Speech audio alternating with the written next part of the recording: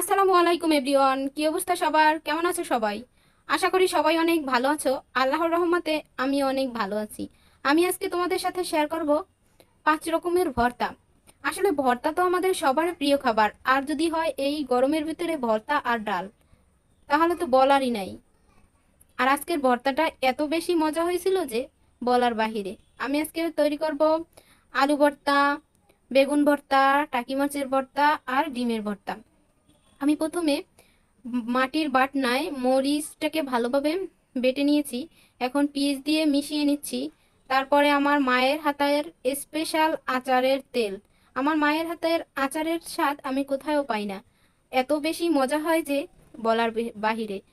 আর এই আচারের তেলটাই ভর্তার স্বাদটা পুরো পরিবর্তন করে দেয়।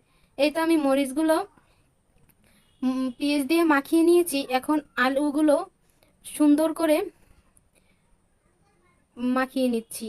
এই দেখো আমি বাটনায় কি সুন্দর করে বেটে নিচ্ছি। আর এই মাটির বাটনায় এত বেশি মজা হয় যে ভর্তা, তা বলার বাইরে। আমি প্রথম যখন রংপুরে যাই তখন এই বাটনাটা দেখছি প্রথম।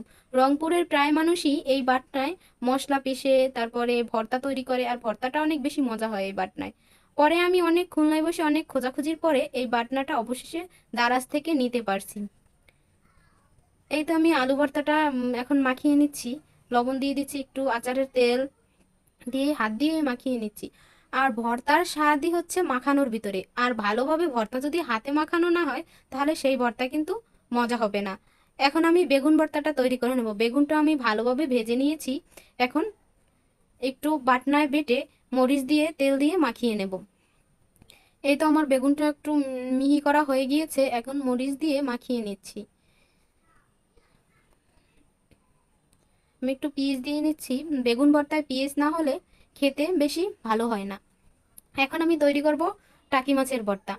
আর এই টাকি মাছের ভর্তাটা যে এত বেশি মজা হতো আব্বুর হাতে, আসলে বলার বাহিরে। আব্বু কোনো বাটনায় তৈরি করতো না, কিন্তু তারপরও একদম মিহি করে নিত ভর্তা। এই তো আমি টাকি মাছের কাঁটা ছাড়িয়ে নিচ্ছি, তারপরে ভর্তাটা তৈরি করব। আর টাকি মাছের ভর্তা এইভাবে কে কে খেয়েছো অবশ্যই কমেন্ট করো। আর যারা খাওনি, এইভাবে তৈরি করে খেয়ে দেখো, এত বেশি মজা হয় যে তোমরা এই টাকি মাছের ভর্তার প্রেমেই পড়ে যাবে।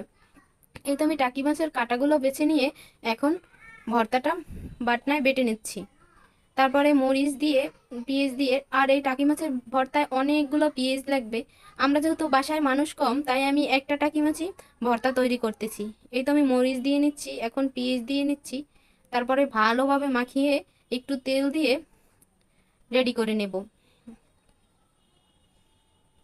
এই তো আমার ভর্তাটা দেখো রেডি। ভর্তা দেখে এখনই আমার জিভে জল চলে আসছে। আমার ভর্তা সবগুলো রেডি করা হয়ে গিয়েছে। আমি এখন সবকিছু, ও আমার ডিম ভর্তাটা বাকি আছে, তাই এবার মরিচ বাটাগুলো শেষ হয়ে গেছে। আমি এখন মরিচ গুলো বেটে নেব। আমার মরিচ ভাজাই ছিল, সেগুলো আমি এখন আবার একটু মরিচ বেটে নিয়ে ডিম ভর্তাটা তৈরি করে নেব। আসলে আমাদের বাসায় আবার আমার নানি ডিম খায় না, তো এই জন্য তার জন্য সব ভর্তাগুলো রেডি করে পরে আমি ডিম ভর্তাটা তৈরি করতেছিলাম। আমার মনেই ছিল না যে আমি ডিম ভর্তা তৈরি করিনি। হঠাৎ করে রিহানের বাবা বলতেছে তুমি তো ডিম ভর্তাটা তৈরি করো নাই। আর ডিম ভর্তা রিহানের বাবার, আমার, রিহানের সবার অনেক পছন্দ। রিহান অবশ্য খাইতে পারে না, ঝাল অনেক, তারপরও চেষ্টা করে খাওয়ার জন্য। এই তো আমি ডিম ভর্তাটা তৈরি করে নিচ্ছি। ডিম ভর্তা তো তৈরি করা সহজ, সবাই জানো, আর খেতেও অনেক মজা হয়। আমার সবগুলো ভর্তা তৈরি করা হয়ে গিয়েছে, এখন খাওয়ার জন্য রেডি। এই দেখো আমার ভর্তা দেখতেই কি ইয়ামি মনে হচ্ছে, আর খেতে যে কত মজা বুঝো। আজকের মতো ভিডিওটা আমি এখানেই শেষ করছি। আল্লাহ হাফেজ।